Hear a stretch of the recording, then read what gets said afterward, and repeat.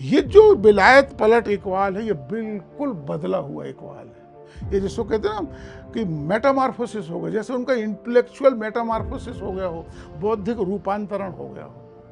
हिंदुस्तानी मुसलमान को अपने को हिंदुस्तानी मुसलमान नहीं कहना चाहिए, क्योंकि मुसलमान का कोई देश नहीं होता।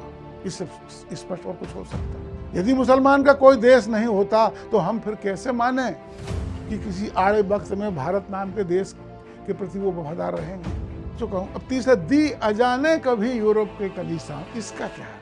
कलीसा बोलते हैं चर्च को। अल्लामा इकबाल ताल ठोक के कह रहे हैं कि दी अजाने कभी यूरोप के कलीसाओं में, मतलब हम जीतते जीतते यूरोप पहुंचे, हमने यूरोप के देश जीते, और यूरोप के देश में रहते थे ईसाई लोग, जो लोगों के चर्च थे, कलीसा थे, तो हमने उन कलीसाओं पर कब्जा किया, उन्हें तोड़ा, उन पे मस्जिद बनाई और उन पे अजाने दी।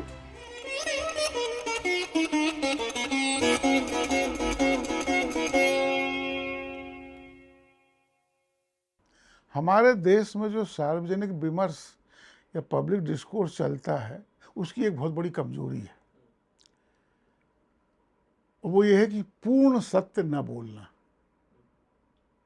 इसका कारण क्या है? भय। और ये भय उस वक्त सबसे ज्यादा होता है जब मुस्लिम विमर्श होता है, तो मुस्लिम विमर्श में सबसे ज्यादा भयग्रस्त रहते हैं हम लोग। ये भय क्या है? ये भय ये है कि यदि हम मुस्लिम विचारकों, मुस्लिम नेताओं के बारे में पूर्ण सत्य बोलेंगे तो लोग हमें सांप्रदायिक कहेंगे, कम्युनल कहेंगे, या हमारे बातों को ये कहेंगे ये समाज में विभाजनकारी बातें हैं, ये हेट स्पीच है। इस डर से लोग पूर्ण सत्य नहीं बोलते। पर इसका परिणाम ये है कि अब भारत में आज भी इस बात पे बहस चल रही है कि भारत के बंटवारे के लिए कौन जिम्मेदार है। उसका कभी हम लोगों ने, जो मुस्लिम विचारक हो गए हैं जैसे कि सर सैयद अहमद, अल्लामा इकबाल, जिन्ना और हमारे ये मौलाना अबुल कलाम आज़ाद, इनके बारे में पूर्ण सत्य बोला ही नहीं और न लिखा। पर यदि हमने इनके बारे में पूर्ण सत्य बोला होता तो हमको पता लग जाता कि इन्हीं लोगों के विचारों में, इनके ही व्याख्यानों में, इन लोगों के ही लेखन में पाकिस्तान के बीच छुपे हुए। ऐसे उदाहरण के तौर पर मैं आपको एक बात बताता हूं कि अल्लामा इकबाल के बारे में आम हिंदू क्या जानता है?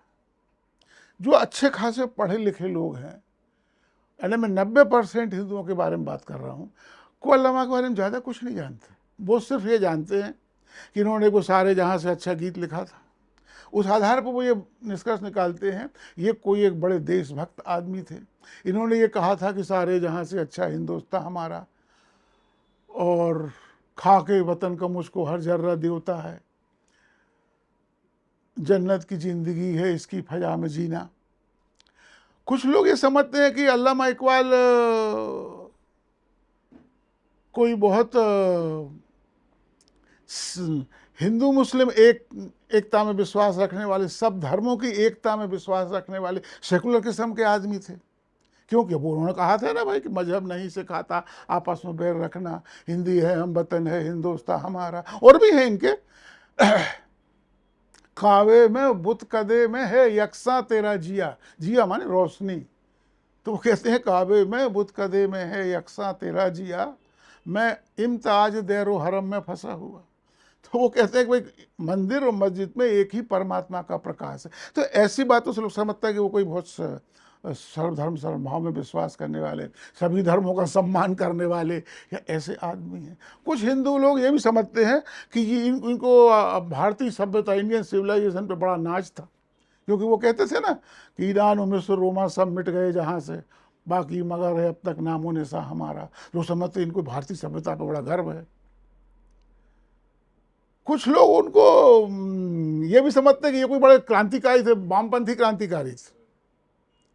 उन्होंने कुछ कम्युनिस्ट नेताओं पे कुछ नज़्में कही हैं, जैसे एक मार्क्स की आवाज़, कार्ल मार्क्स की आवाज़, या बोल्शेविक रूस ये नज़्में हैं सब उनकी।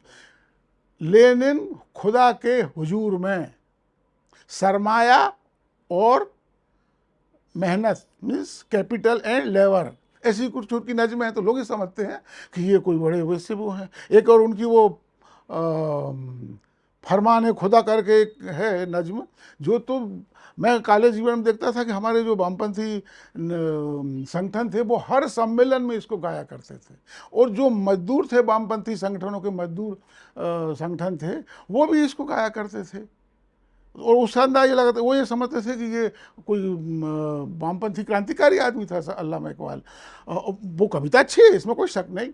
उठो मेरे दुनिया के गरीबों को जगा दो, काखे उमरा के दरो दीवार हिला दो, सुल्तान ये जमहूर का आता है जमाना, जो नक्श कोहन तुमको देखें उनको मिटा दो, जिस खेत से दहका को मयसर नहीं रोजी, दहका माने किसान, जिस खेत से दहका को मयसर नहीं रोटी, उस खेत की हर खोसाए गंदुम को जला दो। खोसा गंदुम माने तो गेहूं को, और खोसा माने उसकी बाली। तो ये वाकई में लगता है बड़ी क्रांतिकारी बात थी। पर दोस्तों ये आधा सत्य है, ये सिक्के का सिर्फ एक पहलू है। सिक्के का दूसरा पहलू मैं आज आपको बताऊंगा। अल्लामा इकबाल की जो शायरी है वो दो फेज में है, दो दौर हैं उसके।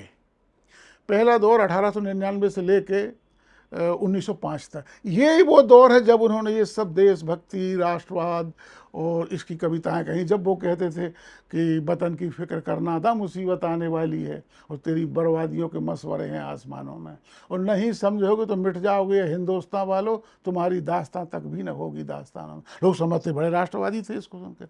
तो ये राष्ट्रवाद, देशभक्ति, सर्वधर्म संभाव, इंडियन सिविलाइजेशन पर गर्व, ये सब इसी दौर की कविताएं हैं। ये पहला दौर है, ये एक राष्ट्रवादी, देशभक्त, सर्वधर्म संभाव वाला इकबाल है।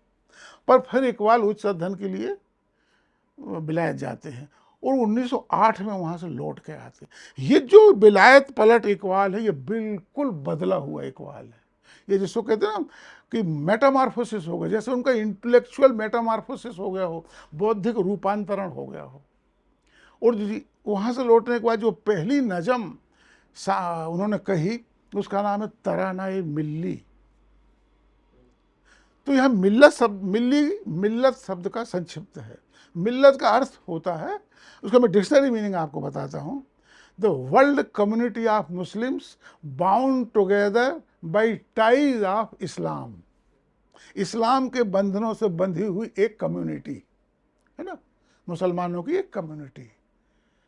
तो इसकी एक खासियत है मिल्लत की कि बाउंड बाई टाइज ऑफ इस्लाम। तो एक आदमी जो मुसलमान नहीं है उसका यहाँ कोई काम नहीं, ये सिर्फ मुसलमानों का एक कम्युनिटी है। नॉन मुस्लिम क्योंकि इस्लाम की टाइज से बंधा हुए नहीं है, इसलिए इसे नॉन मुसलमानों की कोई काम नहीं है। तो ये जो नज्म है तरानाए मिल्ली, ये मुसलमानों के लिए एक्सक्लूसिवली, उसका टाइटल ही कह रहा है कि तरानाए मिल्ली। अच्छा, मज़े की बात यह है कि कुछ लोग ये कहते हैं कि इन्होंने वो जो तरानाए हिंदी लिखी थी सारे जहाँ से, उसके जवाब में लिखी थी, क्योंकि मुसलमान लोग इनको ताने दिया करते थे।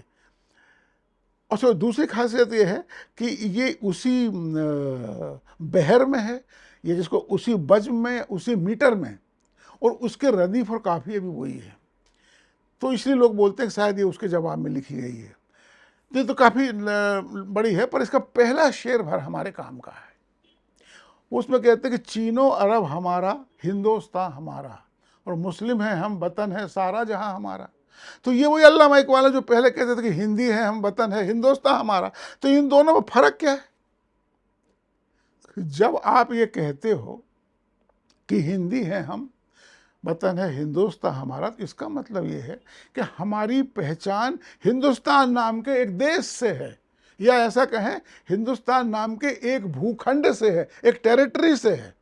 हम अपनी पहचान इस भारत भूमि से करते हैं। अब जब आप कह रहे हैं कि हम मुस्लिम हैं, हम मतलब आप भूमि की महत्ता को छोड़ देते हो, या भारत हमारे लिए एक मातृभूमि है, तब आपके लिए मातृभूमि या वतन से कोई मतलब नहीं, आपके लिए मजहब सबसे पहला। हम अपने मजहब की जो रिलीजियस आइडेंटिटी है उसको महत्ता देते हैं, टेरिटोरियल आइडेंटिटी या जोग्राफिकल आइडेंटिटी को महत्ता नहीं देते। चलो यहाँ तक तो ठीक था, एक आदमी की कई आइडेंटिटी होती है, लोग जिसको महत्ता दे दें, अगरचे ये भी बड़ी बात है, पर ठीक है। अगली बात एक खतरनाक बात है, वो कहते हैं कि वतन है सारा जहां हमारा। अभी कल तक तो वो कहते थे कि हिंदी है हम, वतन है हिंदुस्तान हमारा। तो हिंदुस्तान जब तुम्हारा वतन था तो उसमें क्या था? वतन की एक खासियत, वतन माने ये उर्दू का शब्द है जिसका सीधा सा अर्थ होता है मातृभूमि। बिल्कुल, मातृभूमि और वतन एक ही चीज है। तो जो हमारी मातृभूमि होती है उसकी एक खासियत होती है, मातृभूमि के प्रति हमें एक विशेष स्नेह होता है। इसका ये कदापि मतलब नहीं है कि दूसरी देशों से या दूसरी भूमि से हमें कोई नफरत है या दुश्मनी, बिल्कुल नहीं। ये बिल्कुल वैसे ही है जैसे हम अपनी माँ से विशेष प्रेम करते हैं। पर इसका कदापि मतलब नहीं कि दूसरी बुजुर्ग महिलाओं से हमको कोई नफरत है या दुश्मनी है, नहीं। इस चीज़ को सिद्ध करने की जरूरत नहीं, स्वयं सिद्ध है कि हमको अपनी माँ से एक विशेष प्रेम होता है। ऐसे ही अपने मातृभूमि से विशेष प्रेम होता है। पर यह प्रेम की एक खासियत होती है, ये इस हद तक होता है कि हम इसके लिए बड़े से बड़ी कुर्बानी देने के लिए तैयार रहते हैं। तो मातृभूमि से के लिए आदमी कितना भी बड़ा त्याग कर सकता है, यानी वो मातृभूमि के लिए जान दे भी सकता है और जान ले भी सकता है। ये मातृभूमि, ये वतन की विशेषता है। जो सैनिक बॉर्डर पर तैनात होते हैं, जब युद्ध होता है तो वो जान लेते भी तो है ना, तो काय के लिए लेते हैं? अपनी मातृभूमि के लिए, इसी की रक्षा के लिए। तो मातृभूमि की एक खासियत है, उसके प्रति त्याग और बलिदान की भावना होती है। तो जब यदि भारत आपका जब तक वतन था तो आप इसके प्रति त्याग, बलिदान, जान देने और लेने की आपकी भावना थी आपके मन में। अब जब आपने कह दिया हमारे तो पूरी दुनिया वतन है, तो वो कहाँ रहेगी वो भावना? अब तो तुम्हारे लिए जैसा भारतवर्ष वैसा अर्जेंटीना, जैसा भारतवर्ष वैसा उरुग्वे या आइसलैंड या तुम्हारे मंगोलिया, कुछ भी, सब बराबर हो गए। तो मतलब भारत के प्रति जो देश त्याग और बलिदान की भावना थी वो अब डाइल्यूट हो गई। ये इसका फर्क है। और यही वो चीज़ है जब वो ये कहते हैं कि मुस्लिम है हम, वतन है सारा जहां हमारा। ये पाकिस्तान की दिशा में बढ़ाया गया पहला कदम था। जब तुमने भारतवासियों से ये कह दिया कि भाई ये तो न तुम भारतवासी हो, माने ये भारत के मुसलमानों से बोल रहे हैं, क्योंकि ये मिल्लत को वो कर रहे हैं, तो कह दिया कि भाई न भारत तुम्हारा, न तुम भारतीय हो और न भारत तुम्हारा वतन है, तो अब इस भारत का कुछ भी हो, इसे कितने टुकड़ों हो, क्या फर्क पड़ता है?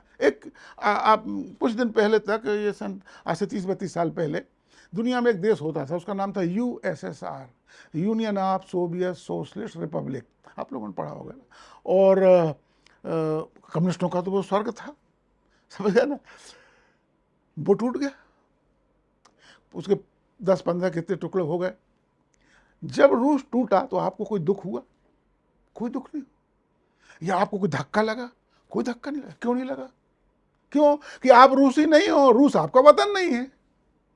भाई जो देश हमारा, ना हम रूसी हैं और न रूस हमारा वतन है, तो उसके कितने टुकड़े हों, हाँ ऐतिहासिक महत्ता के लिए हम जानेंगे कि यार ये क्यों टूटा, इसके टूटने से वर्ल्ड पॉलिटिक्स पे क्या प्रभाव पड़ेगा, अब जो दो ध्रुव की थी अब एक ध्रुव हो गया तो अब इसका क्या हो, ये सब तो ठीक है। पर हमको कोई व्यक्तिगत तौर से धक्का नहीं लगा। तो जब यही बात है, जब तुमने कह दिया कि हम भारतीय नहीं है, भारत हमारा वतन नहीं है, तो भारत का कुछ हो, हमें क्या लेना देना, यही वो बात थी। इसी बात ने पाकिस्तान के लिए इमोशनल ग्राउंड तैयार किया। मुसलमानों के मन में एक इमोशनल ग्राउंड तैयार होने लगा। अब अभी पूरी तरह से ना, एकदम से एक वायरस आ गया उसका। अच्छा, इस नज्म की दो बातें और बताना चाहिए अगर सिर्फ। एक तो ये नज्म का भारत से कोई संबंध नहीं, ये अरबों की उपलब्धियां गिनाता है। ये नज्म जो है इसके अरबों की उपलब्धियां गिनाता है। एक उसके उदाहरण के लिए मैं एक शेर आपको बताऊंगा। इस नज्म का एक शेर है, ऐ गुलिस्तान अंदलुस वो दिन है याद तुझको, था तेरी डालियों पे जब आशियां हमारा। अंदलुसिया बोलते हैं स्पेन को। तो अल्लामा इकबाल कह रहे हैं, ऐ स्पेन के वासियों, वो तुमको याद है जब हमारा तुम पे शासन था तेरी डालियों पर जब आसियां हमारा। मतलब ये अरबों ने करीब 700 साल स्पेन पर उनका शासन रहा है। एक तारिक का नाम सुना होगा, तारिक बिन जियाद, उसने 711 में स्पेन पर हमला किया और उसको जीत लिया, और फिर वहाँ 700 साल उनका शासन रहा। फिर क्रिश्चियन लोगों ने इनको वहाँ से खदेड़ दिया 1400 कुछ में, 700 साल बाद। तो वो उसको याद कर रहे हैं कि ए स्पेन के वासियों, क्या तुमको याद है जब हमारा तुम पे शासन था। ये बात कितनी, क्या कहने चाहिए, ये खुले आम एक इंपीरियलिज्म की वकालत करना है। आप ये खुलेआम अरबी साम्राज्यवाद की प्रशंसा करना है। इसकी गंभीरता को समझने के लिए इसको अपने से समझ सकते हैं कि अंग्रेजों ने हम पे 200 साल शासन किया। अब कोई अंग्रेज आके हमसे यदि ये बोले है गुलिस्तान है हिंदुस्तान, वो दिन याद तुझको था तेरी डालियों पे जब आसिया हमारा, जरा कल्पना करो हमको कितना बुरा लगेगा। पर अल्लामा इकबाल को इस बात की कोई चिंता नहीं कि मेरा ये शेर स्पेन वासी भी पढ़ सकते हैं। तो एक स्पेन वासी आप यदि पढ़े आज तो क्या सोचेगा अल्लामा इकबाल के बारे में। पर अल्लामा इकबाल अब इस्लामी साम्राज्यवाद के प्रवक्ता होकर हमारे सामने आते हैं, जो खुले आम कह रहे हैं कि आए गुलिस्तान अंदलुस। एक शेर और सुनिए, मतलब किस तरह से अरबों की उपलब्धियों को अपनी अरबों की उपलब्धि थी, भारत से क्या लेना देना था इसको। भारत का कोई मुसलमान भी स्पेन पर शासन करने नहीं गया था। बाको उस वक्त जब स्पेन पर ने कब्जा किया था, भारत में मुसलमान ही नहीं थे, क्योंकि 711 में तारिक घुसा और 712 में बिन कासिम यहाँ आया। तो यहाँ कितने मुसलमान थे जब सिंध पे हमला किया जब उसने। तो अच्छा, दूसरी चीज एक और शेर सुनिए जो और एक चीज बताता है कि इकबाल बिल्कुल कैसे बदल गए हैं। वो कहते हैं ए मौजे दजला, ए मौजे दजला मतलब ए दजला की लहरों, ए मौजे दजला वो दिन है याद तुझको, ए मौजे दजला तू भी पहचानती है हमको, अब तक है तेरा दरिया अफसाना ख्वां हमारा। माने ए दजला की लहरों तुम हमको पहचानती हो, और लहर, और तुम्हारी नदी, नदी में लहर होती, तो वो पहले तो लहर से कह रहे हैं ए लहर तुम हमको पहचानती हो, और तुम्हारी नदी माने दजला नदी अभी तक हमारी कहानियां सुनाती है। अब तक है तेरी दरिया अफसाना ख्वां हमारा। दजला नदी भारत की कौन सी कहानी सुनाती? दजला नदी का भारत से क्या लेना देना, और भारतीयों का दजला नदी से क्या लेना देना, कुछ नहीं। ये वही अल्लामा इकबाल है जो सारे जहां से अच्छा हम कहते थे ऐ मौजे गंगा, ऐ आवे रूदे गंगा वो दिन है याद तुझको, था उतरा तेरे किनारे जब कारवां हमारा। आवे रूदे गंगा माने ऐ गंगा के बहते हुए पानी। तो अब पहले वो किसको संबोधित कर रहा है? गंगा को, क्योंकि वो एक भारतीय ये मानते थे मैं भारतीय हूँ। भारत का आदमी गंगा को करेगा, यमुना को करेगा, कावेरी को करेगा, गोदावरी करेगा, नर्मदा को करेगा, ये उनकी नदियाँ हैं भारतीयों। दजला से क्या लेना देना भारतीयों को? अच्छा, गंगा हिंदुस्तान की कहानी जानती है, अपन जानते हैं इस चीज़ को, पर दजला हिंदुस्तान की कहानी नहीं जानती, इसलिए वो अफसाना ख्वां नहीं हो सकती, हिंदुस्तान की कोई कहानी नहीं सुना सकती। वो तो अरबों को जानती है दजला नदी। दजला माने अब बहुत से बेचारे लोग ये भी नहीं जानते होंगे कि दजला है कहाँ। दजला नदी इराक में है, उसी को अंग्रेजी में टाइग्रिस बोलते हैं। तो अब ये दजला नदी को याद कर रहे हैं, गंगा को भूल गए। ये परिवर्तन है इकबाल में, ये नया इकबाल है।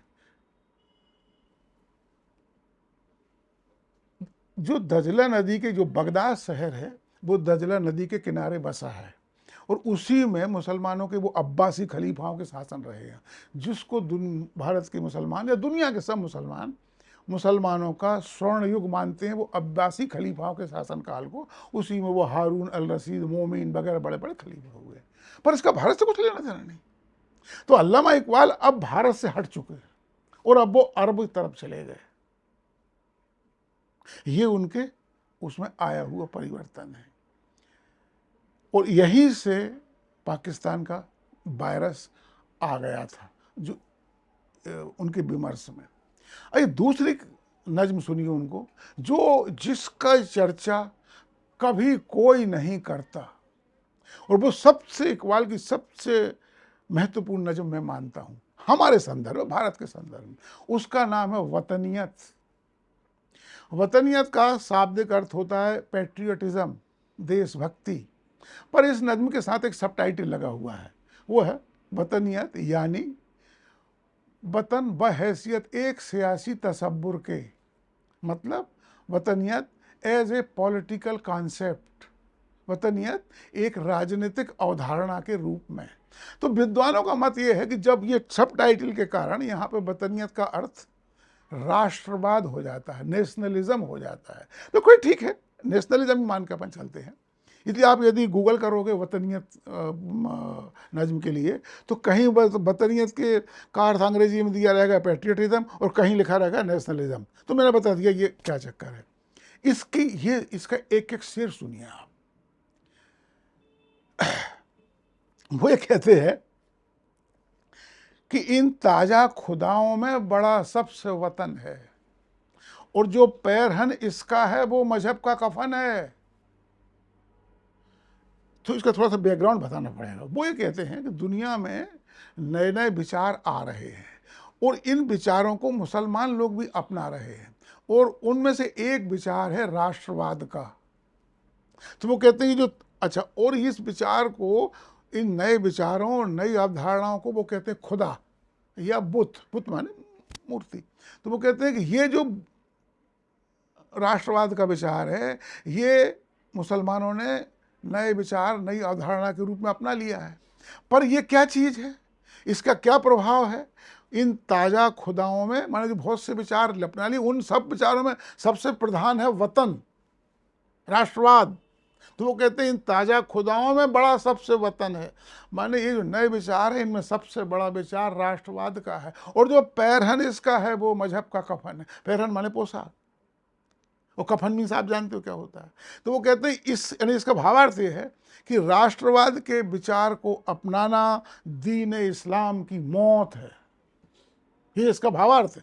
कविता में उसमें कहा जाता है, मेटाफर में है ना, उपमा और रूपक में बातें होती हैं। तो सार की बात ये हुई कि जो चीज़ वतन के लिए अमृत तुल्य है, वही चीज़ इस्लाम मजहब के लिए हलाहल बिस है। यही तो हुआ इसका अर्थ। जो पैरहन इसका है वो मजहब का कफन है।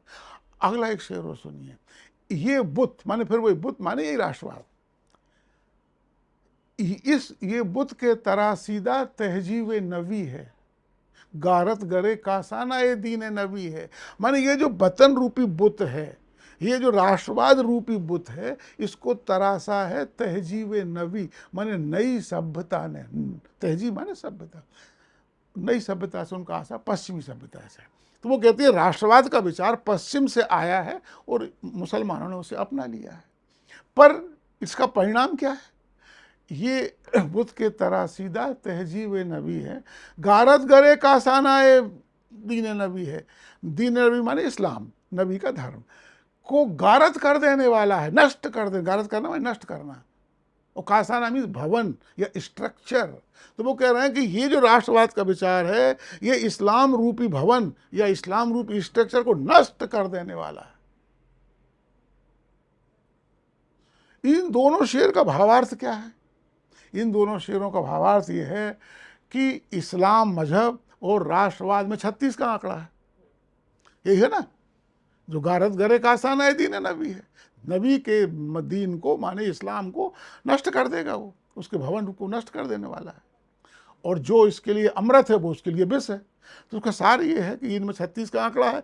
और इसका असली अर्थ ये होता, फाइनल अर्थ, कि कोई भी मुसलमान एक साथ, या कोई भी व्यक्ति एक साथ सच्चा मुसलमान और सच्चा देशभक्त नहीं हो सकता।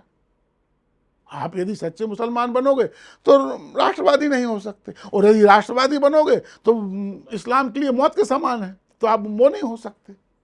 देखिए आप इकबाल को देखिए, कहाँ पहुंच गए इकबाल। कोई कल्पना कर सकता कि इकबाल वो इकबाल है क्या जो कहता था कि खाके वतन का मुझको हर जर्रा देता है। अब वो कह रहा है कि ये मैंने इसका सार ये है कि जो राष्ट्रवाद है या वतन परस्ती है, ये इस्लाम मजहब के लिए मौत के समान है। अच्छा, और वो इसको क्या बोलते हैं कि ये बुत है।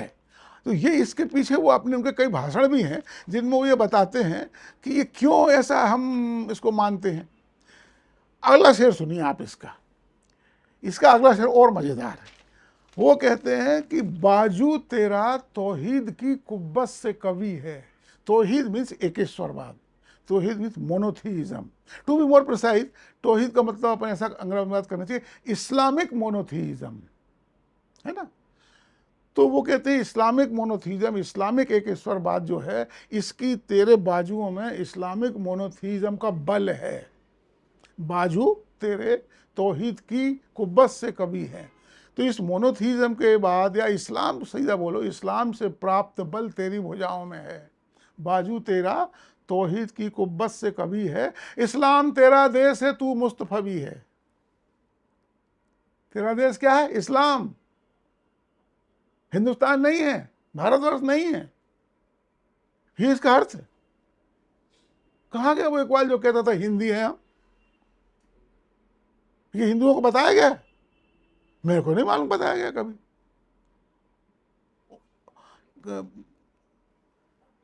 इस्लाम तेरा देश है, तू मुस्तफवी है। मुस्तफवी का मतलब होता है मुस्तफ़ा को मानने वाला। जैसे कि मार्क्स को मानने वाला मार्क्सवादी कहलाता है, ऐसे मुस्तफ़ा को मानने वाला मुस्तफवी। और मुस्तफ़ा हजरत मोहम्मद पैगंबर का एक और नाम है। वैसे इसका शाब्दिक अर्थ होता है चोजन वन, चुना हुआ। चूंकि हजरत मोहम्मद को अल्लाह ने रसूल या नबी के रूप में चुना था, इसलिए उसको मुस्तफ़ा भी बोलते हैं। तो वो कह रहे हैं तू मुस्तफ़ा को मानने वाला है, तू मतलब मुसलमान है, इसलिए तेरा देश भारत नहीं है, तेरा देश तो इस्लाम है। मतलब मुसलमानों का कोई देश नहीं होता, ये बता रहे हैं। आगे एक और आपसे सुनिए। नजारा ए देरीना, देरीना माने पुराना, नजारा ए देरीना जमाने को दिखा दे, ऐ मुस्तफवी खाक में इस बुत को मिला दे। मैंने तू कुछ ऐसा कर जिससे कि पुराने दृश्य, नजारा ए देरीना, लोगों के सामने आ जाए। अब वो क्या करना है तुझे उसके लिए? तो ये जो वतन रूपी बुत है, वतन रूपी जो मूर्ति है, तू इसको तोड़ दे, खाक में इस बुत को मिला दे। तो पुराने, जब वतन रूपी वो बुत को तोड़ेगा तो पुराने दृश्य कैसे उपस्थित हो जाएंगे? वही जब महमूद गजनबी सोमनाथ की मंदिर को तोड़ रहा था, जब तुम्हारे अल्लाह ये आलमगीर औरंगजेब काशी और मथुरा के मंदिरों को तोड़ रहा, ये तो पुराने दृश्य है ना, है? ये सामने आ जाएंगे। ये सब उनके गाजी हैं, ये सब उनके हीरो हैं। ये आलमगीर औरंगजेब और ये महमूद गजनबी भारतीय मुसलमानों के पक्के हीरो हैं। तो वो हीरो के द्वारा किए गए महान कर्तव्य सामने आ जाएंगे। और अपना टीपू सुल्तान, जिन्होंने केरल में और मलाबार में और केरल में और तुम्हारी ये कुर्ग में जो विध्वंस किया था, वो सब सामने आ जाएगा। तो उससे बड़ा प्रसन्नता होगी कुछ लोगों को। ये वो इकबाल है जो कहता था खा के वतन का मुझको हर जर्रा देवता, जो कहता था जन्नत की जिंदगी है इसकी फजा में जीना। अब वो कह रहा है इस खाक में मिला दो इस वतन को। क्या कभी हिंदुओं को ये चीज बताई गई है? अब इसका आखिरी शेर मैं आपको सुनाऊंगा, वो थोड़ा सा टिप वो है, वो एक वो है, वो कहते हैं अक़वाम में मखलूक खुदा बढ़ती है इससे, और कौमियत इस्लाम की जड़ कटती है इससे। इसमें एक सिद्धांत का प्रतिपादन किया, इसलिए मैं इसको महत्वपूर्ण समझता हूँ। अक़वाम है कौम का बहुवचन, और कौम का मतलब होता है नेशन, राष्ट्र। तो वो कहते हैं कि अक़वाम माने राष्ट्रों, है ना, बहुवचन राष्ट्र का बहुवचन राष्ट्रों। तो राष्ट्रों में मखलूक खुदा माने अल्लाह की बनाई हुई, खुदा की बनाई हुई ये पृथ्वी बढ़ जाती है। तो ये बात तो सही है कि भाई कई राष्ट्र होते हैं तो जो पृथ्वी राष्ट्रों में बढ़ गई। अभी मेरे ख्याल से 195-96 कितने देश हैं, यहाँ तो ठीक है। कौमियत इस्लाम की जड़ कटती है इससे, और इससे क्या होता है कि कौमियत इस्लाम की जड़ कटती है। कौमियत इस्लाम क्या है? कौमियत इस्लाम का नियरेस्ट इंग्लिश ट्रांसलेशन है इस्लामिक नेशनलिज्म, या कई जगह ये भी मिलेगा इस्लामिक कॉन्सेप्ट ऑफ नेशनलिटी। अब आप देखिए कि ये इससे कैसे इसकी जड़ कटती है। तो अब देखिए, एक, अब जैसे मैंने बताया, एक राष्ट्रवाद जो है, जैसे हम भारतीय राष्ट्रवाद कहते हैं, उसका वो है एक टेरिटरी है हमारे भारतवर्ष की, एक हमारी ज़मीन है, एक जाग्राफी है, एक भूखंड है हमारा, इसमें रहने वाले सभी लोग भारतीय। ये भारत की जाग्राफिकल नेशनलिटी है, ये भारतीय राष्ट्रवाद की जाग्राफिकल परिभाषा है या टेरिटोरियल परिभाषा है। इसी को बोलते हैं टेरिटोरियल नेशनलिज्म। पर अल्लामा कहते हैं हम इसको नहीं मानते, हम तो कौमियत इस्लाम को मानते हैं। तो कौमियत इस्लाम का क्या मतलब? यहाँ दो चीज़ों को समझना पड़ेगा। जो जो वो नेशनलिज्म जो ज्योग्राफिकल नेशनलिज्म है, उसका आधार क्या है? जैसे आप भारतीय हो, मैं भी भारतीय हूँ, तो इसका आधार क्या है? इसका आधार एक आपकी और मेरी दोनों की मातृभूमि भारत है। तो इसका आधार है मातृभूमि, और मातृभूमि होती वतन, मैं शुरू में बता चुका हूँ आपको। तो ये टेरिटोरियल नेशनलिज्म है, इसका आधार होता है मातृभूमि या वतन। और जो कौमियत इस्लाम का मतलब क्या है कि जो मैंने बताया कि हमारा जो आधार है, कौमियत इस्लाम का आधार क्या है, ये प्रश्न यहाँ भी पूछा जाना चाहिए। तो कौमियत इस्लाम का आधार ये है कि हम सब मुसलमान हैं। हमारे एक राष्ट्र होने का आधार क्या है कि हम सब मुसलमान हैं। और दूसरा, इसका एक और मतलब है, इसमें और कोई दूसरे आदमी की कोई गुंजाइश नहीं, क्योंकि हमारा तो आधार ही इस्लाम है। दूसरा आदमी इसका सदस्य कैसे बन सकता है? जबकि हमारी जो टेरिटोरियल नेशनलिज्म, उसमें जो यहाँ पैदा हुआ वो यहाँ का वो सदस्य है। तो टेरिटोरियल नेशनलिज्म एक इंक्लूसिव चीज़ है, और ये जो कौमियत इस्लामी एक्सक्लूसिव चीज़ है। ये नॉन मुसलमान का यहाँ कोई काम नहीं। अब प्रश्न उठता है कि इससे इसकी जड़ कैसे कटती है। देखिए, भारत और पाकिस्तान में, भारत में भी करीब 20 करोड़ हिंदू मुसलमान रहते हैं, पाकिस्तान में भी 20-22 करोड़ रहते हैं। अब थोड़ी देर की कल्पना करिए कि इन दोनों में युद्ध होता है। अब कौमियत इस्लाम के हिसाब से भारत का मुसलमान और पाकिस्तान का मुसलमान एक राष्ट्र को बिलोंग करते हैं, है ना? इसी को ये समझने की ये चीज़ है। सिर्फ मैं पूरी दुनिया के संदर्भ में, सिर्फ भारत पाकिस्तान के संदर्भ में बात करूंगा। तो चूंकि हमारी राष्ट्रीयता का आधार इस्लाम है, और उसी को बोलते मिल्लत, शुरू में बताई थी ना मिल्लत की वजह, तो उसका आधार मिल्लत है। तो मिल्लत के आधार पर पाकिस्तान का मुसलमान और भारत का मुसलमान एक ही राष्ट्र के सदस्य हैं। ठीक है, ये क्लियर हो गई। अब भारत और पाकिस्तान का युद्ध होता है, भारत की सेना बॉर्डर पर खड़ी हुई है। वो भारतीय सेनाओं में कुछ मुसलमान सैनिक भी अपने यहाँ तो होते हैं, अपने यहाँ तो जनरल तक होते हैं, मुसलमान जनरल की, लेफ्टिनेंट जनरल तक। सैयद अता हसनैन, कई बार टीवी पे आता है वो, आप लोगों ने सुने होंगे उनके, वो मुसलमान था, शिया मुसलमान था, और वो लेफ्टिनेंट जनरल कश्मीर में कोर कमांडर था, वो 15वीं कोर का। तो अब भारतीय मुसलमान जो भारत की सेना में है, युद्ध होने की स्थिति में उसे पाकिस्तान की सेना में 100% मुसलमान है, अपन जानते हैं। उन मुस्लिम सेना पे हमला करना चाहिए कि नहीं, उनको मारना चाहिए या नहीं? अब यहाँ पे फर्क आ जाता है। यदि वो सैनिक जो भारतीय सेना में मुसलमान सैनिक है, यदि वो कौमियत इस्लाम में विश्वास करता है तो वो नहीं करेगा, पाकिस्तान की सेना पे हमला नहीं करेगा। क्यों? वो तो उसी के देशवासी है ना भाई? अच्छा, अब यदि वो भारत की राष्ट्रीय बात पर जो कि टेरिटोरियल नेशनलिज्म है, भारतीय उसको बोलना चाहिए इंडियन नेशनलिज्म है, उसमें विश्वास करता है, तो उसकी जो काम क्या है? भारत की सीमाओं की रक्षा करना। तो वो भारत की सीमाओं की रक्षा करते हुए पाकिस्तान पर हमला करेगा। ये दो चीज़ क्लियर हो गई ना? अच्छा, पर मान लो अब दो स्थितियां, वो कर सकता है, नहीं कर सकता। तो पहली अपन ये करें कि वो हमला करता है, वो पाकिस्तानी सैनिकों को मारता है, तो उसका क्या होगा? कौमियत इस्लाम का, उसके हिसाब से तो नहीं करना था उसको। तो यदि वो करता है हमला, तो कौमियत इस्लाम की जड़ कटती है। तो इसकी जड़ कटने में क्या चीज़ है? हमारा भारतीय राष्ट्रवाद या टेरिटोरियल नेशनलिज्म। ये है इस लाइन का अर्थ। फिर से सुनिए इसको, इकबाल की शायरी थोड़ी जटिल होती है। नजारा ये दे दीना जमाने को दिखा दे, ए मुस्तफवी खाक में इस बुत को मिला दे। अकवाम में मखलूक खुदा बढ़ती है इससे, और कौमियत इस्लाम की जड़ कटती है इससे। मतलब अल्लामा इकबाल भारतीय राष्ट्रवाद और राष्ट्र की अवधारणा ही में विश्वास नहीं करते। वो राष्ट्र जो एक भूमि से जुड़ा हुआ है, उसमें वो विश्वास ही नहीं करते। अब एक चीज मैं बताता हूं, अल्लामा इकबाल ने बहुत सारा साहित्य फारसी में लिखा हुआ है, तो वो फारसी में ज्यादा स्पष्टता से बोलते हैं। मैं उनकी एक फारसी कृति है रमूजे बेखुदी, उसका एक छोटा सा पैरा आपको पढ़ कर सुनाता हूँ। वो फारसी में है, पर गूगल पे उसका इंग्लिश ट्रांसलेशन अवेलेबल है। मेरे एक मित्र हैं, उन्होंने मुझे उसका हिंदी ट्रांसलेशन कर दिया है। उनका नाम है जयशंकर। वो हिंदी के साहित्य के बहुत प्रतिष्ठित कहानीकार हैं। कई कहानी संग्रह 7-8, वो अब तो ज़्यादा हो गए होंगे, मैं 10 साल पुरानी बात बता रहा हूँ आपको, उनके आ चुके हैं। तो उन्होंने ट्रांसलेशन किया, मैं उनको थैंक यू, धन्यवाद देता हूँ। अब सुनिए आप वो, हमारी आस्था किसी स्थान तक सीमित नहीं है। Our essence is not bound to any place. इस मदिरा की प्रबलता केवल प्याले तक निहित नहीं है। इस पात्र में चीन और भारत दोनों के अंश सम्मिलित है। हमारा शरीर तुर्की और सीरिया दोनों की मिट्टी से बना है।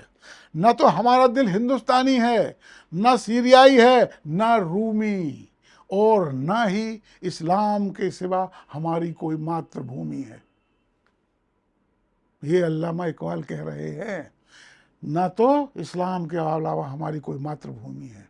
एक आदमी जो खुलेआम कह रहा है कि हमारी भारत हमारी मातृभूमि नहीं है, हमें राष्ट्र की अवधारणा में विश्वास नहीं करता, ये आदमी को आप देशभक्त मान सकते हो?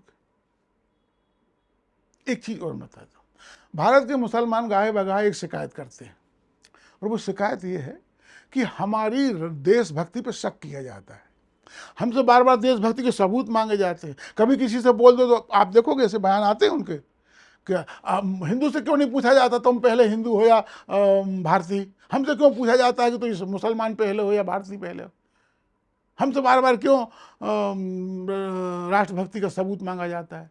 बिल्कुल ये बात गलत है, किसी से सबूत मांगने की जरूरत नहीं है और न किसी पर शक करने की जरूरत। पर एक प्रश्न तो है कि ये जो अल्लामा इकबाल ने कहा है कि हमारी कोई मातृभूमि नहीं है, हम राष्ट्र की अवधारणा में विश्वास नहीं करते, और राष्ट्र की अवधारणा का मतलब है इस्लाम की मौत, इसके बारे में क्या विचार है आपका? जो मुस्लिम बुद्धिजीवी हैं भारतवर्ष के, या जो मुस्लिम अशराफिया है, अशराफ मतलब अरिस्टोक्रेट्स, जो मुस्लिम अरिस्टोक्रेसी है, उसको बताना चाहिए वो इकबाल की इस बात से सहमत है या नहीं, वो या इसको डिसोन करती है या रिपुडिएट करती है।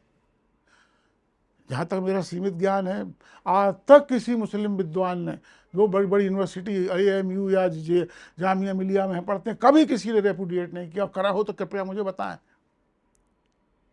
कि हम इकबाल से असहमत हैं। वो तो सब कोर्स में चलती है उनके वहाँ पे MA वगैरह में।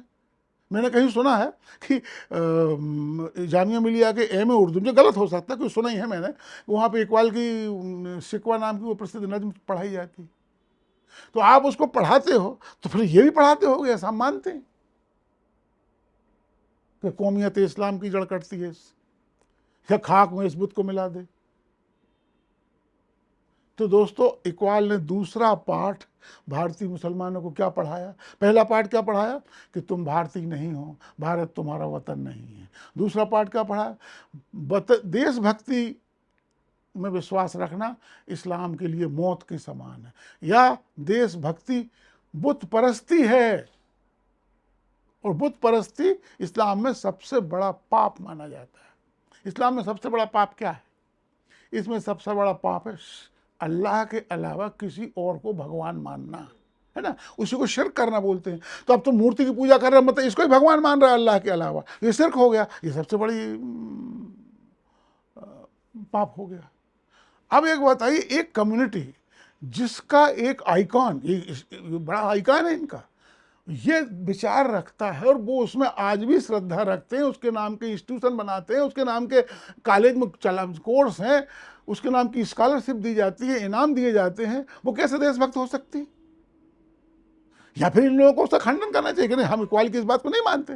पर यदि किसी ने माना हो तो मेरे को बताओ, नहीं समझते कभी किसी ने ये बात कही हो। अच्छा, अब अपन ये देखते हैं कि इकबाल आगे एक कदम अब और आगे बढ़ते हैं। अभी तक ये 2 पाठ पढ़ा चुके हैं भारतीय मुसलमानों को, अब वो तीसरा पाठ पढ़ाते हैं कि जिसका जो कहते हैं कि तुम भारतीय सभ्यता के हिस्से नहीं हो। किसी आदमी को बिल्कुल ही उखाड़ दिया यार इन्हें, हिंदुस्तान के मुसलमानों को इकबाल की जो शिक्षा है वो तो भारत से पूर्णतः उखाड़ के फेंक देती बाहर। पहले वो क्या कहते थे, ईरान और रोम मिस्र, ईरान और मिस्र रोमा सब मिट गए जहाँ से, मतलब वो भारतीय सभ्यता पे बड़ा गर्व करते थे। अब सुनिए, उनकी एक नज्म है, नौजवाना ने इस्लाम से खिताब, माने एड्रेस टू मुस्लिम यूथ। उसको शुरू के सिर्फ 2 शेर सुनिए आप। ये 2 शेर कहाँ दबा दिए गए हैं, क्यों नहीं किसी हिंदू को ये बताया पर मैं एक बात बताता हूँ, यदि हिंदुओं को ये सब चीज़ें नहीं मालूम तो इसके लिए दोषी कौन? इसके दोषी हिंदू इंटेलेक्चुअल ही है जो उसने नहीं बताया। उसे अब सुनिए आप, कभी ए नौजवां मुस्लिम तदब्बुर भी किया तूने। तदब्बुर माने विचार करना, कल्पना करना, सोचना। तो वो कहते कभी ए नौजवां मुस्लिम तदब्बुर भी किया तूने। वो क्या गर्दू था तू जिसका है एक टूटा हुआ तारा। गर्दू माने आसमान। तो वो कह रहा है ए मुस्लिम नौजवान, कभी तूने विचार किया है, कभी तूने सोचा है कि तू किस आसमान का तारा है? यार ये प्रश्न एक भारतीय से पूछने की कोई बात है क्या? आपसे मैं पूछूं कि भाई आप किस आसमान के तारे? आपको मैं हिंदुस्तान के आसमान का तारा हूं, मैं भारत के आसमान का तारा हूं, है ना? पर यदि आपसे प्रश्न पूछा जा रहा मतलब कि, और ये पूछा जा रहा कभी तुमने विचार किया है, मतलब आप भारत के अलावा किसी और आसमान के तारे हो, जब भी प्रश्न पूछा जा रहा है। तो वो अगले शेर में बताते हैं कि तुम किस आसमान के तारे हो, मतलब किस सिविलाइजेशन के हिस्से हो। इसका भी इस शेर का भावार्थ भी यही है कि हे मुस्लिम नौजवान, कभी तूने विचार किया है कि तू किस सिविलाइजेशन का हिस्सा है? तू अपने आप को भारत में देख रहा है और तू मान रहा है कि मैं भारतीय सिविलाइजेशन का हिस्सा हूं। अरे नहीं भाई, तू तो कहीं और का हिस्सा है, टूट के गिर गया तू तो यहाँ पे। वो क्या गर्दू था तू जिसका है एक टूटा हुआ तारा, तू तो यहाँ टूट के गिर गया, है ना भाई?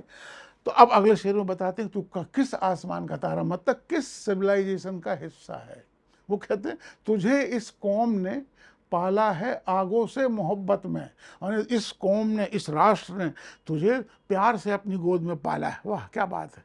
तुझे इस कौम ने पाला है आगों से मोहब्बत में, कुचल डाला था जिसने पाँव में ताजे सरेदारा। माने इस कौम ने तुझे अपने गोद में प्रेम से पाला है जिसने ईरान के शहंशाह का मुकुट अपने पांव के नीचे कुचल दिया था। अब बता वो कौन लोग थे जिन्होंने ईरान के शहंशाह के मुकुट को पांव में कुचल दिया था? कोई भारतीय तो नहीं था, आप लोग जानते हो। तो फिर कौन था वो? इनका इशारा हजरत का इशारा किसकी तरफ? इनका इशारा अरबों की तरफ। अरबों ने इस्लाम के उदय के बाद फिर जब इस्लाम का विस्तार करने के लिए सारी दुनिया में हमले शुरू किए, तो इनने इस ईरान पे भी हमला किया और ईरान पे हमला करके उसको जीत लिया। तो ईरान को जो जीत लिया उसको एक कविता रूप में कह रहे हैं, कुचल डाला था जिसने पाँव में ताजे सरेदार। तो इन दोनों शेरों का सार क्या हुआ? तुम भारतीय सभ्यता के हिस्से नहीं हो, तुम अरबी सभ्यता के हिस्से हो। अब आप देखिए अल्लामा इकबाल का तीसरा पाठ क्या है मुसलमानों के लिए, और अभी तक के 3 पाठ क्या है? तुम भारतीय सभ्यता के हिस्से नहीं हो, तुम अरबी सभ्यता के हिस्से हो, तुम्हारा धर्म राष्ट्रवाद और देशभक्ति के विरुद्ध है, वो कहता है ये तो मूर्ति पूजा है, तुम भारतीय नहीं हो, भारत तुम्हारा वतन नहीं है। अब अंतिम वो बात जो कहते हैं, जो जब मैंने पहली बार पढ़ी तो सच में मैं सन्न रह गया। और ये बात आज तक किसी ने बताई क्यों नहीं किसी इस देश के लोगों को? अब सुनिए आप, मैं अंग्रेजी में थोड़ा सा अंग्रेजी में पढ़ूंगा थोड़ा सा, है ना, क्योंकि आप हिंदी अनुवाद भी आप लोग समझ लेना या मैं कर दूंगा। द एक्सप्रेशन इंडियन मुसलमान, however convenient it may be, is a contradiction in terms। वो क्या कह रहे हैं? द इंडियन मुसलमान is a contradiction in terms. ये कंट्रोडिक्शन इन टर्म्स क्या होता है कि जैसे हिंदी में ऐसे बताऊं कि जैसे आप कहें कि बंध्या पुत्र या बांझ पुत्र, तो यदि कोई महिला बांझ है तो उसका पुत्र कैसे हो सकता है ना? और यदि उसका पुत्र है तो वो बांझ कैसे हो सकती है? तो ये है कंट्रोडिक्शन इन टर्म्स। तो ऐसे ही अब इसका यहां का अर्थ हुआ इंडियन मुसलमान is a contradiction in terms, मतलब इंडियन है तो मुसलमान नहीं हो सकता और मुसलमान है तो इंडियन नहीं हो सकता। इससे बड़ी बात कोई हो सकती है? आज के बोलो तो और इससे बड़ी बात, ये तो खुला राष्ट्रद्रोह है, खुला देशद्रोह था। ये ऐसी बात कहने वाले आदमी को दुनिया भर का सम्मान हिंदुस्तान में आज भी दिया जाता है, जबकि चाहिए तो ये कि ये इंडियन द एक्सप्रेशन इंडियन मुसलमान is a contradiction in term, ये बड़े बड़े हरूफों में लिख के ये जामिया मिलिया और एएमयू के दरवाजे पर टांग देना चाहिए। पर तुम तो उसको एमए और पीएचडी में पढ़ाते हो। तो दोस्तों ये इकबाल वो है। अब आप लोग कल्पना कर सकते हैं कि इकबाल का ये दूसरा इकबाल जो है ये कितना देशभक्त था, कितना राष्ट्रभक्त था, कितना क्या कहना चाहिए राष्ट्रवादी था, या हिंदू मुस्लिम एकता में ये कितना। अब मैं इस पॉइंट को लूँगा, ये बहुत महत्वपूर्ण पॉइंट है, वो है हिंदू मुस्लिम एकता। चूँकि उनकी ये जो थी कि मजहब नहीं सिखाता आपस में बैर रखना, हिंदी है हम, वतन है हिंदुस्तान हमारा, इससे लोग कहते हैं वो सर्वधर्म समभाव की बात करने वाला था। और उन्होंने राम पे भी कुछ कुछ अशार कहे हैं, तो उनमें से एक शेर अक्सर कोट किया जाता है।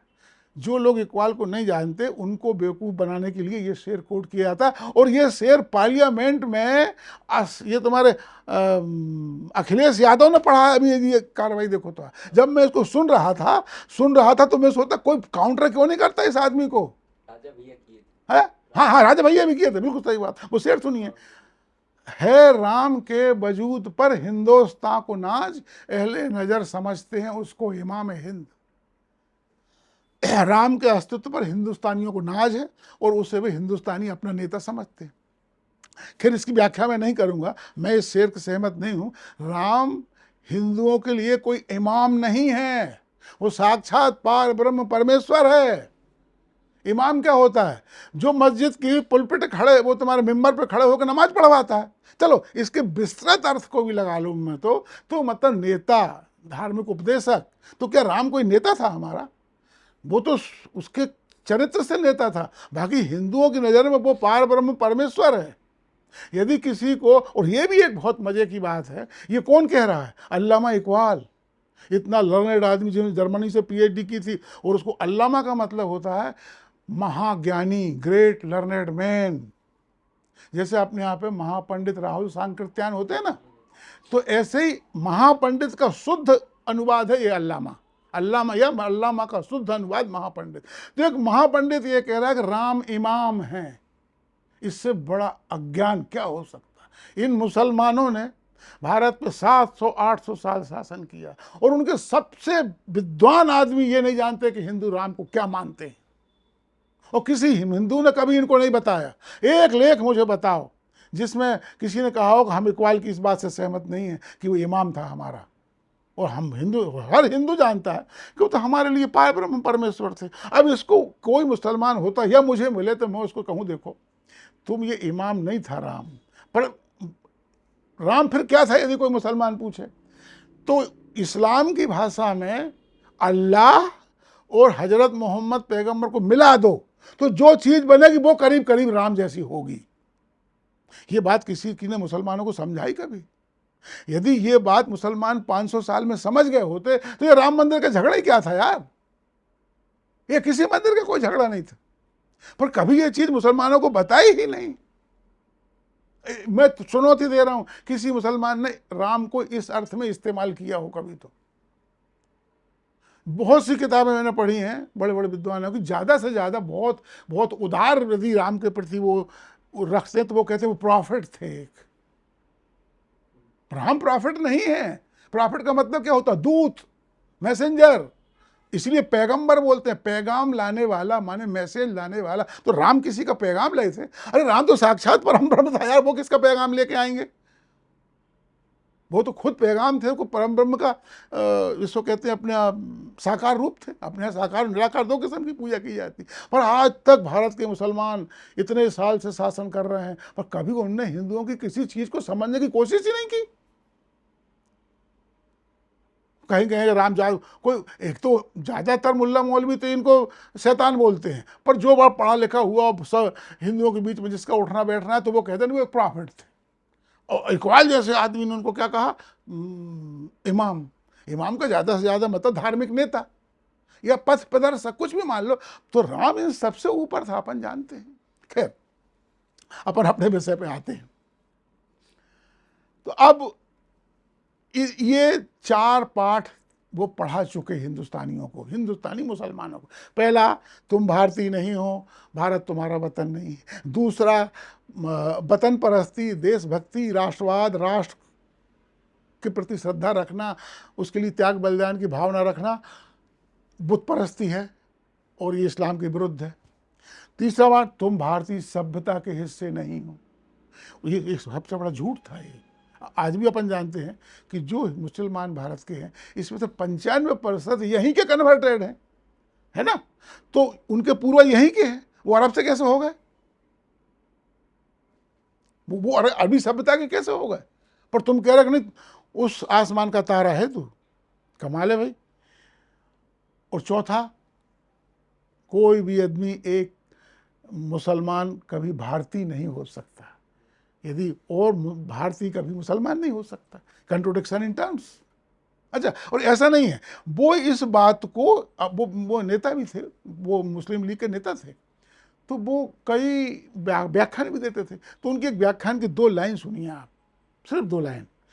हिंदुस्तानी मुसलमान को अपने को हिंदुस्तानी मुसलमान नहीं कहना चाहिए क्योंकि मुसलमान का कोई देश नहीं होता। इससे स्पष्ट और कुछ हो सकता? यदि मुसलमान का कोई देश नहीं होता तो हम फिर कैसे माने कि किसी आड़े वक्त में भारत नाम के देश के प्रति वो वफादार रहेंगे? यह है कि नहीं? यह प्रश्न आज तक यह प्रश्न क्यों नहीं उठाया गया?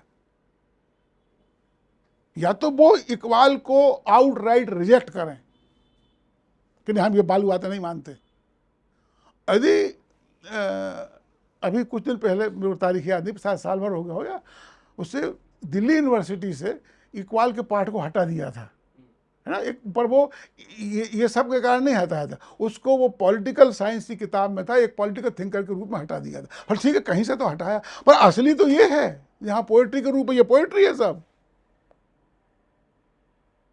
तो कभी ये नौजवान मुस्लिम तदब्बुर भी किया तूने, ये नज्म है, कविता है ये, तो साहित्य के रूप में आप उसको पढ़ा जाता।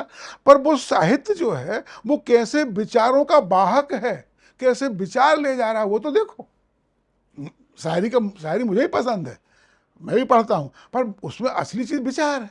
ये शायरी घोर देशद्रोही शायरी है। खैर, अब मैं उस मुद्दे को थोड़े से मैं टच करूंगा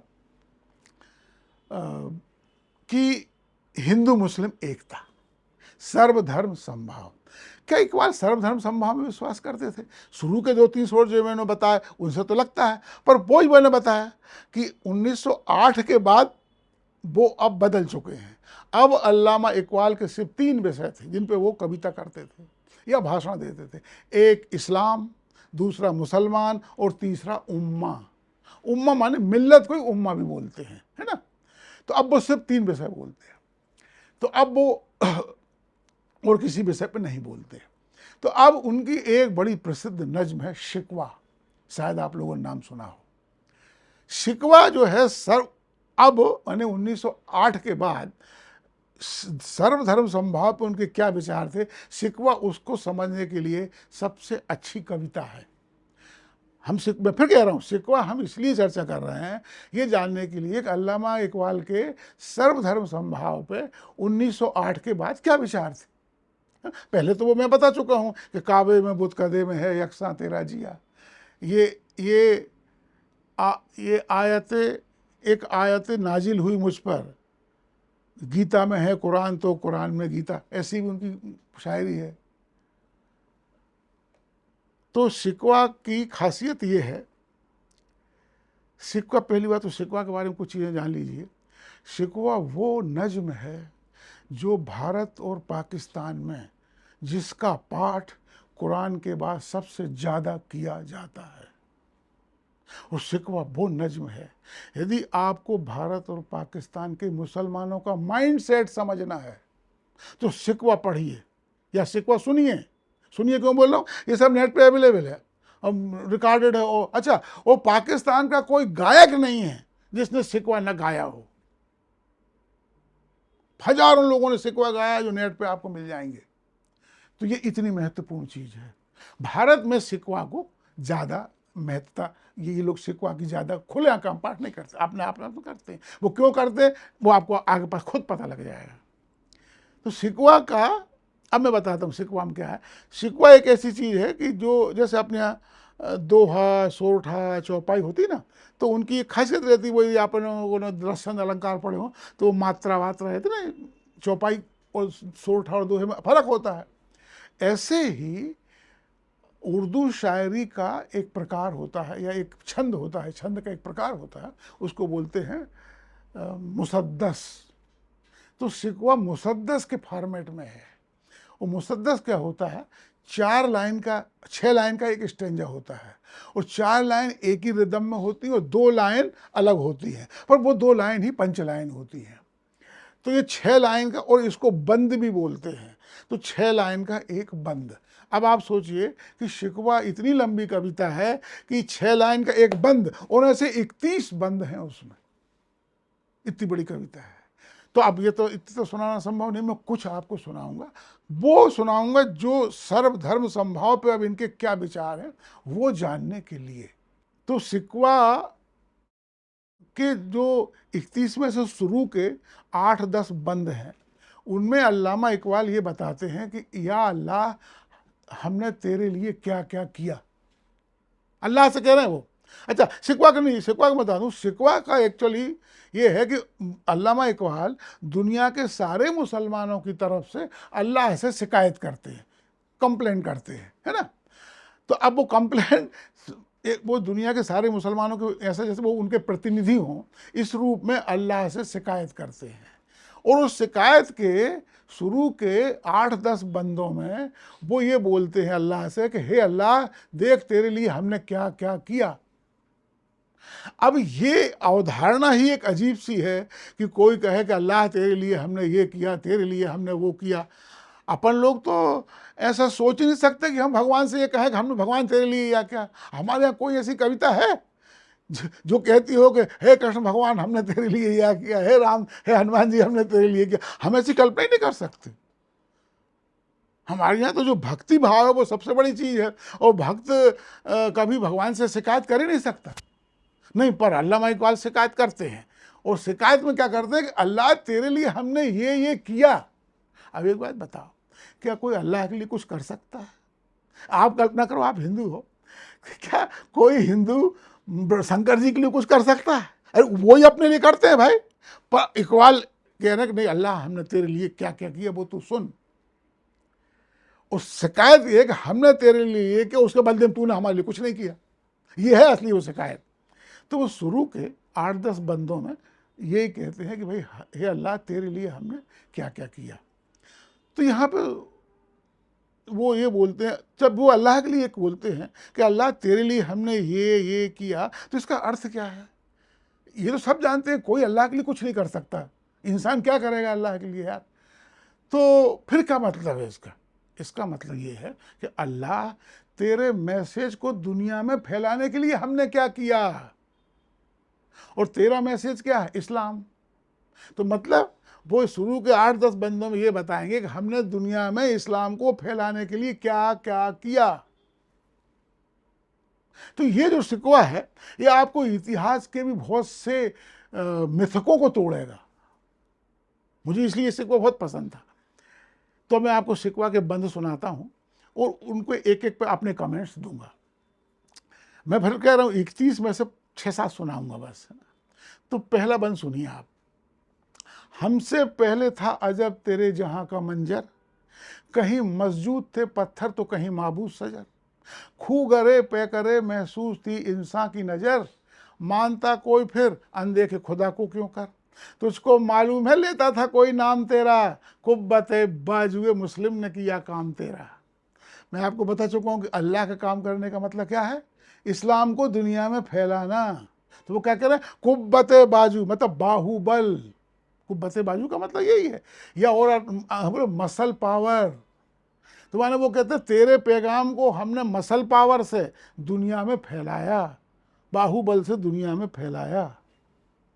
उस ये इसका अर्थ है। मैं और जो मैं बता रहा हूँ इतिहास वाली बात आगे बताऊंगा आपको, पर पहली 2 लाइन भी अच्छी है, उसका पूरा बंद अच्छा है, सुनिए।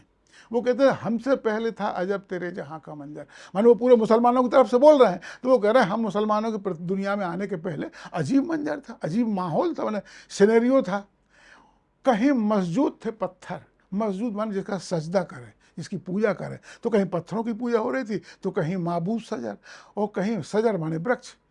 तो कहीं वृक्षों की पूजा हो रही थी। मतलब हम मुसलमानों के आने के पहले दुनिया में कहीं पत्थरों की पूजा हो रही थी तो कहीं झाड़ों की पूजा हो रही थी। अब ये क्यों हो रही थी अगली लाइन में बताते हैं। खू करे पे करे महसूस थी इंसान की नज़र, माने इंसान यानी मानव अपने पूर्वजन जो करते आए थे उसी की आदत थी उसको। अब हमारे पिताजी मूर्ति पूजा कर रहे तो हम भी कर रहे हैं। अब तू अल्लाह तो दिखता नहीं है तो तेरी पूजा कैसे करे। अब जो चीज़ खानदान चला आ रहा है ना भाई, जो दादा परदादा करे यार वो हम करते थे। खुगर माने होता आदि होना किसी चीज़ के, तो हमारे पीढ़ियों जो काम चल रहा हम उसके आदि थे। और पैकर माने मूर्तियाँ, तो वो कह रहे मूर्ति पूजा के हम आदि थे, हमारे दादा भी करते थे, पिताजी भी करते थे, हम भी कर रहे हैं। अब तेरी पूजा कैसे करते, पूजा का मतलब तेरे को कैसे भगवान मानते, क्योंकि तू तो दिखता नहीं। मानता कोई फिर अनदेखे खुदा को क्यों कर, तो खुदा तो दिखता नहीं है, अल्लाह तो दिखता नहीं, तो क्यों माने उसको।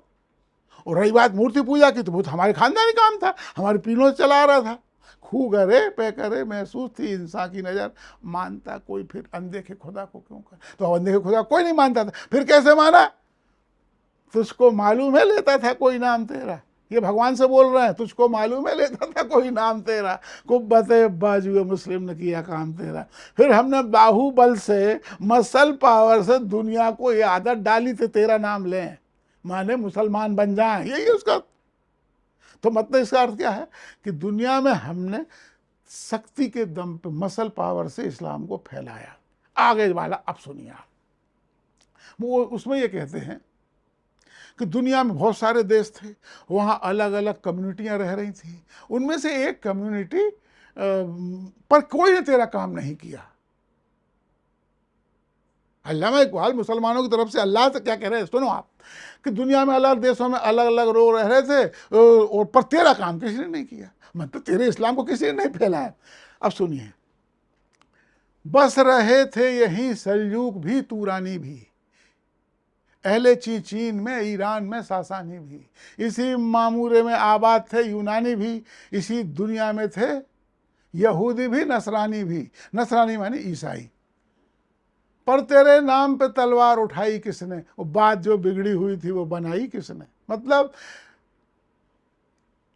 सलयुग तुर्क, ये सलयुग बस रहे थे यही सलयुग भी तुरानी भी, मतलब तुर्क तुरानी ईरान में ईरानी रह रहे थे, चीन में चीनी रह रहे थे, और यहूदी रह रहे थे, ईसाई सब रह रहे थे, और कोई ने तेरा काम नहीं किया। हम ही मुसलमान थे जिन्हें तेरे प्रचार के लिए तलवार उठाई। क्या कह रहे हैं, पर तेरे नाम पे तलवार उठाई किसने, और जो बात जो बिगड़ी हुई थी वो बनाई किसने। मतलब हमने तलवार के दम से दुनिया में इस्लाम को फैलाया, ये इसका अर्थ है। अब आज जो भारत के इतिहास में जो विमर्श चल रहा है वो ये कह रहा है कि इस्लाम तलवार से नहीं फैला, या आप किसी पढ़े लिखे बीच में बोल दो जरा, या टीवी के डिबेट में कहीं बोल दो कि इस्लाम तलवार से फैला, जो सच्चाई है तो सब आप पे टूट पड़े। नहीं, ऐसा नहीं, तलवार से नहीं फैला, वो तो उसमें कुछ गुण थे जिसके कारण वो फैल गया।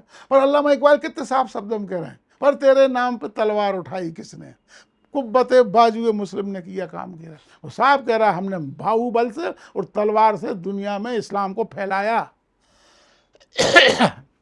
ये अभी जो इस विमर्श चल रहा है इतिहास का,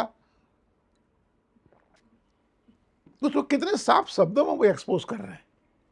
आगे सुनिए, थे हम ही एक तेरे मार का आ रहा हूं मैं। मार का आ रहा हूं माने होता है युद्ध अभियान, बैटल एक्सपीडिशंस। थे हम ही एक तेरे मार का आ रहा हूं मैं, खुशकियों में कभी लड़ते तो कभी दरियाओं में, खुशकी माने रेगिस्तान, तो कभी रेगिस्तानों में लड़ते कभी नदियों में लड़ते। थे हम ही एक तेरे मार का आ रहा हूं मैं, खुशकियों में कभी लड़ते तो कभी दरियाओं में, और दी अजाने कभी यूरोप के कलीसियाओं में, तो कभी अफ्रीका के तपते हुए सहराओं में। तो मैं दो तो अर्थ बता चुका हूं, अब तीसरा, दी अजाने कभी यूरोप के कलीसिया। इसका क्या अर्थ, कलीसिया बोलते हैं चर्च को। अल्लामा इकबाल ताल ठोक के कह रहे हैं कि दी अजाने कभी यूरोप के कलीसियाओं में, मतलब हम जीतते जीतते यूरोप पहुंचे, हमने यूरोप के देश जीते, और यूरोप के देश में रहते थे ईसाई लोग, जो लोगों के चर्च थे, कलीसिया थे, तो हमने उन कलीसियाओं पर कब्जा किया, उन्हें तोड़ा, उन पे मस्जिद बनाई और उन पे अजाने दी। It is so simple, isn't it भाई। दिया जाने कभी यूरोप के कलीसिया में। तो कैसे दिया जाने तुमने? यूरोप के कोई ईसाइयों ने तो नहीं कहा आओ भैया हमारे चर्च पे तुम आ जाने दो, ऐसा तो नहीं हुआ होगा। जो हुआ वो मैंने आपको बता दिया। मैंने क्यों बता दिया? क्योंकि हम जानते हैं सब हमारे यहाँ भी हुआ है। यदि कोई मुझसे कहे कि इसको जैसे वो आजकल फिल्मी गानों में रीमिक्सिंग होती ना, पहले होती तो पता नहीं अब होती है कि नहीं होती, तो इसको मैं रीमिक्स करके ऐसा कह सकता हूँ, दी अजाने कभी सोमनाथ के मंदिर पर तो कभी काशी की मथुरा की जन्मभूमि पर तो कभी काशी के शिवाला में। इसको कैसे बोल सकते? क्योंकि ये सब यहाँ हुआ है। जब भारत में भी ये सब हुआ है, हम जानते हैं कि इन्होंने कहाँ कहाँ के मंदिर तोड़े हैं, तो इस अकवाल के इस लाइन को ऐसे कह सकते हो कि दिया जाने कभी सोमनाथ के मंदिर पर तो कभी मथुरा की जन्मभूमि पर तो कभी काशी के शिवाला में। ये सब यहाँ भी हुआ है। इकबाल कितने साफ शब्दों में कह रहे हैं कि हमने दूसरों के धर्म स्थल तोड़े और उनको मस्जिद बनाई और उन पर जाने दी। पर हमारे यहाँ क्या चलता है इतिहास? नहीं, मुसलमानों को मंदिर नहीं तोड़ा। और कुछ लोग तो ये कहते नहीं इस्लाम ये नहीं सिखाता, इस्लाम तो ये सिखाता है दूसरे धर्मों का सम्मान करना। अल्लाह में क्या कह रहा है? दिया जाने कभी यूरोप के कलीसिया में। तो ऐसा तो नहीं हुआ होगा कि वो पोप गया होगा आ भैया हमारे इन पे तो मजा आने दो। ठीक है, आगे अब देखिए, शान आंखों में न जचती थी जहांदारों की और कलमा पढ़ते थे हम छाव में तलवारों की। बातें देखो आप, कलमा पढ़ते थे हम छाव में तलवारों की। अगला बंद सुनिए आप। तू ही कह दे उखाड़ा दरे खैबर किसने, शहर कैसर का जो था उसको किया सर किसने, तोड़े मखलू के खुदा बंदों के पैकर किसने और काट के रख दिए कुफार के लश्कर किसने, किसने ठंडा किया आतश कदाए ईरा को, किसने फिर जिंदा किया तस्कराए यजदा को। शायरी इनक्वायरी शायरी की खासियत, फोर्स देखिए आप इसमें, शायरी का फोर्स, इसलिए मैंने इसको पूरा पढ़ा। अब मैं आपको इसका अर्थ बताता हूं। तू ही कह दे उखाड़ा दरे खैबर किसने, तो इसका इतिहास ये है कि पैगंबर मोहम्मद के समय ही अरब में मदीना से 200 किलोमीटर 250 किलोमीटर उत्तर की दिशा में एक बस्ती थी। उस बस्ती का नाम था खैबर। मैंने जब शुरू में इसको पढ़ा ना, तो अपन तो खैबर माने वो खैबर दर्रा जानते हैं जिससे सारे विदेशी हमलावर आए हैं अपने देश में। तो मैं सोचता था कि दर्रे पे, दर्रे खैबर माने खैबर का दरवाजा। तो मैं सोचता था खैबर दर्रे पे कौन सा दरवाजा है यार, था या रहा होगा जिसको किसी ने उखाड़ दिया। पर फिर जब मैंने पैगंबर मोहम्मद की जीवनी पढ़ी तो फिर मुझे इसका पूरा अर्थ समझ में आ गया। वो कह रहा है तो जो 200 किलोमीटर दूर खैबर बस्ती थी, उस बस्ती में यहूदी लोग रहा करते थे। तो पैगंबर मोहम्मद ने सन 628 में, एक आध साल कम ज़्यादा हो सकता है, खैबर पे हमला किया। और इस हमले में पैगंबर मोहम्मद स्वयं शामिल थे, हजरत स्वयं शामिल थे इसमें। इसीलिए इसको गजवा ए खैबर कहते हैं। गजवा का मतलब होता है वो हमला या वो युद्ध जिसमें हजरत मोहम्मद पैगंबर स्वयं शामिल हों, उसको गजवा कहा जाता। बाकी सब जंग हैं, पर गजवा माने पैगंबर मोहम्मद उसमें शामिल है, तो इसको गजवा खैबर कहा जाता है। इसका साफ है कि पैगंबर उसमें शामिल थे। अब जब पैगंबर, अच्छा वो जो यहूदी लोग थे ना, तो वो किलों में रहते थे, और वो किले थे उनके दरवाजे बड़े मजबूत थे। वो किलों के, जब पैगंबर की सेना काफ़ी कोशिश करती रही, वो किले के दरवाजे को नहीं तोड़ पाई, तो कहते हैं कि एक बार उन्होंने पूछा कि अली कहाँ है। अली माने हजरत अली। तो लोगों ने कहा उनका स्वास्थ्य ठीक नहीं है, तो उनका अली को बुलाओ। अली हाजिर हुए। तो उन्होंने पूछा अली क्या हो गया तुम्हें? तो मेरी आंखों में तकलीफ है। तो उन्होंने अपना थूक निकाला और उनकी आंखों में लगा दी, आंखें ठीक हो गई। और उन्होंने कहा आज के युद्ध का नेतृत्व या आज के हमले का नेतृत्व अली खुद करेगा। और वो झंडा जिसको वो नेतृत्व सौंपते थे, झंडा उसको दे देते थे। तो अली को झंडा सौंप दिया। अली पहुंचे मैदान जंग में। तो वहाँ पर जो खैबर का जो एक योद्धा था, शायद उसका नाम मारवाह था, मेरे को अब याद नहीं है, बहुत पहले पढ़ा था मैंने। तो वो भी बहुत बड़ा योद्धा था। तो उन्होंने कहा ऐसा करते हैं यार, सेना मत कटवाओ, दोनों आपस में लड़ो, ड्वेल कर लो, है ना, जो जीतेगा वो जीत गया। तो अली और मारवाह का ड्वेल हुआ, अली ने उसको मार डाला। वो गुस्से में वो जो किले का दरवाजा था उसको एक हाथ से उखाड़ दिया। वो कहते हैं दरवाजा इतना वजनदार था कि एक बार में 25 आदमी भी उसको नहीं उठा सकते थे। इतिहास की इस घटना को इस शायरी में याद किया जा रहा है। अब सुनिए फिर से, तू ही कह दे उखाड़ा दरे खैबर किसने। अब मैं समझता हूं आपको समझ आ गया होगा इसका अर्थ। शहर कैसर का जो था उसको किया सर किसने। तो कैसर के शहर का मतलब क्या है, पहले तो कैसर का अर्थ समझ लीजिए। रोम के राजा को बोलते थे सीजर, उस सीजर को ही अरबी भाषा में कैसर बोलते हैं। तो वो ये कह रहे हैं जो शहर कैसर का था माने सीजर का था उसको किसने जीता। तो ही कह दे उखाड़ा दरे खैबर किसने। शहर जो कैसर का था उसको किया सर किसने। तो एक शहर था कॉन्स्टेंटिनोपोल, वो ईस्टर्न रोमन एम्पायर की राजधानी थी। आजकल वो इस्तांबुल कहलाती है। ये मुसलमानों ने जहां भी गए हैं सब जगह शहरों के नाम बदले। आपने देश में तो आप लोग को मालूम ही, अगर से वो बातें दबा दी कोई नहीं कहता। इस औरंगजेब ने मथुरा का नाम बदल के इस्लामाबाद कर दिया था। ये मंदिर तोड़ने के बाद, कृष्ण जन्मभूमि को तोड़ने के बाद इसका नाम इस्लामाबाद था। और काशी का मंदिर तोड़ने के बाद उसका नाम मोहम्मदाबाद रख दिया था। पर वो तो हिंदू नहीं माने कि हमारे सदियों से तीर्थ, हम क्यों यार मोहम्मदाबाद बोले। तो वो मथुरा काशी बरकरार रहे, पर इन्होंने सब जगह ये किया, वहां जाके उसका नाम इस्तांबुल कर दिया। तो सन 1543 में या कुछ ऐसे या 1453 में, ऐसा कुछ है, मुझको याद नहीं, 1453 मान लो। 1453 में इन टर्कों ने हमला किया। जो देश आज टर्की है ना, इसका पहले नाम अनातोलिया हुआ करता था।